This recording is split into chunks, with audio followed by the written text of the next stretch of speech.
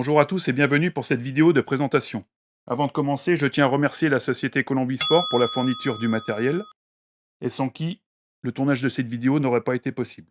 Nous allons donc parler de l'ETU++ de la marque Perun.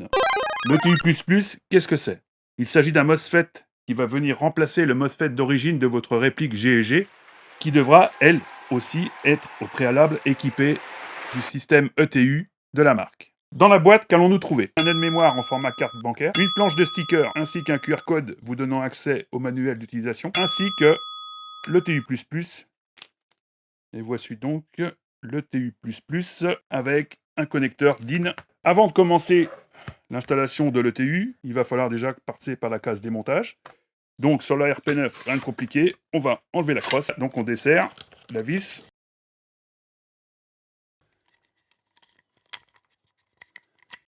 Pour continuer notre installation, nous allons devoir débrancher le câblage d'origine. Débrancher les deux cosses, la rouge et la noire. Une petite pince coupante, on essaye de ne pas abîmer les câbles. Et maintenant, on peut débrancher, j'utilise ma petite pince coupante, de façon à donner du mou. Et voilà. Je n'ai plus besoin de cette partie-là.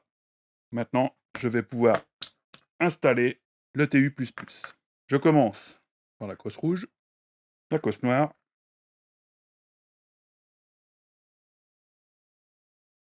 la tresse. Un petit serre-flex noir qui va venir prendre la place et maintenir la nappe. Maintenant, je peux procéder au remontage du support de crosse.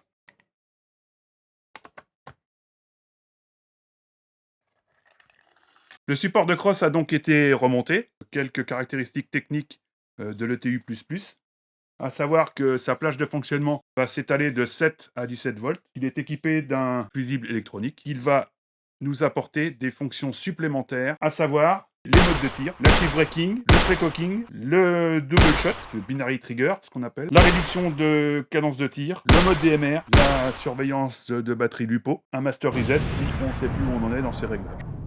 Je connecte donc une batterie LiPo 11,1 volts afin de vous montrer la totalité des fonctions de l'ETU++. Le paramétrage de la fonction semi. Je mets donc mon sélecteur en position semi, et afin de rentrer en programmation, je vais opérer 2 allers-retours sur la position full pour revenir en semi. C'est parti. La diode est de couleur verte, je suis donc en mode programmation. La couleur verte m'indique que je suis en mode de paramétrage des modes de tir. Un seul bip, ça veut dire que je suis en semi. Je peux modifier mes modes de tir en appuyant successivement sur la détente, ce qui va me permettre d'augmenter le nombre de tirs sur la position semi. Je peux passer en burst de 2, 3, 4, 5 billes, même en auto. Le 6e cran de réglage, je serai en position sécu, c'est-à-dire que j'aurai aucun tir qui s'opérera. Pour changer de sous-menu, je vais basculer mon sélecteur sur la position full. La diode clignote en couleur bleue, signe que je suis dans le sous-menu Active Braking et que mon Active Braking est réglé sur le niveau 3. J'ai 5 niveaux de puissance pour l'Active Braking. À vous de le régler pour faire en sorte que vos cycles soient le plus parfait possible. Je change de position. J'arrive dans le mode pré-cocking. Pré-cocking, ça concerne le pré-armement du piston avant le tir.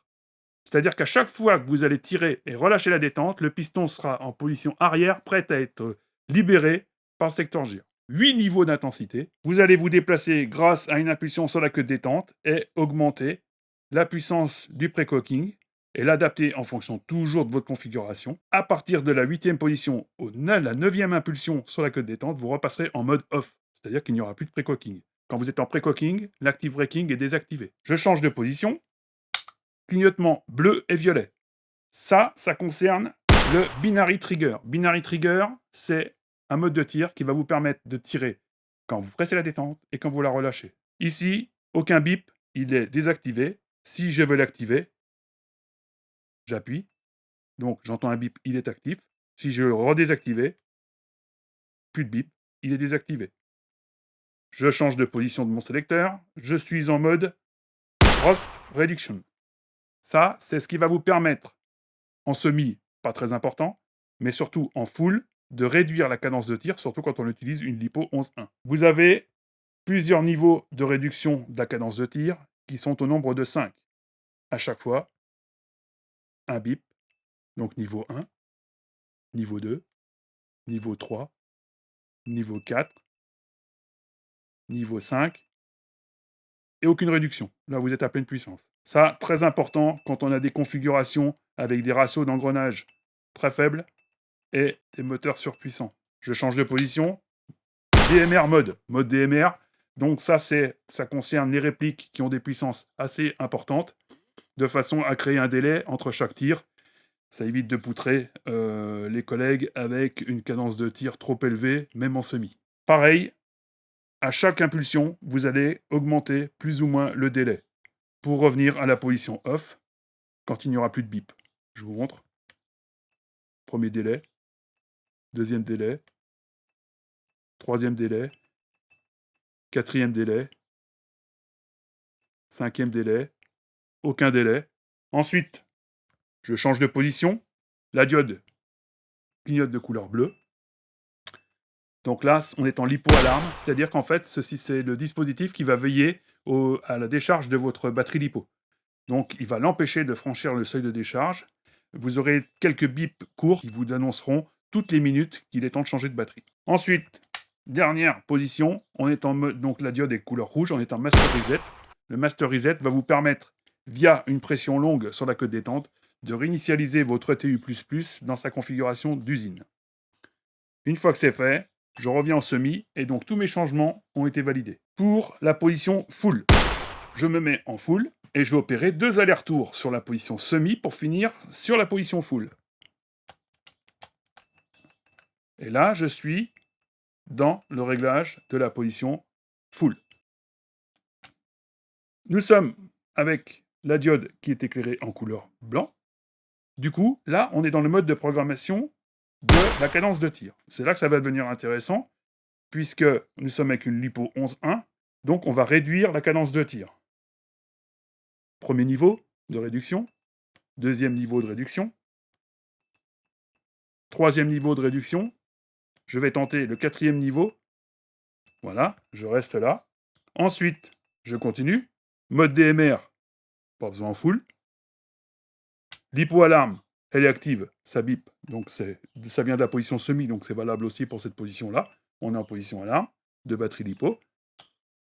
La position rouge, pas besoin de faire un reset. Et ma réplique est à nouveau en ordre de marche. Donc du coup, maintenant, position semi. Rafale. Et là, j'ai une cadence de tir qui est un peu plus acceptable. Voilà. Pourtant, on est sur de la LiPo 11.1, mais il suffit d'avoir une cadence de tir trop élevée, le but n'étant pas de poutrer les collègues. Voilà pour ce qui est des réglages. J'en profite tout de suite pour débrancher la batterie, étant donné que j'en ai plus besoin pour l'instant. Ça, c'est une habitude à prendre. Partez du principe que l'électronique est consommatrice, donc par conséquent, on débranche tout de suite sa batterie après l'utilisation. Ça évite de l'oublier dans la réplique et de se retrouver avec une batterie qui est HS.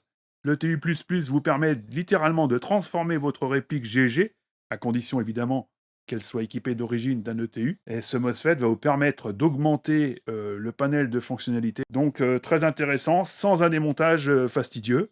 Sur ces bonnes paroles, je remercie Cyril, Michel, Thomas et Antoine de la société Colombisport pour leur coup de main pour la réalisation de cette vidéo.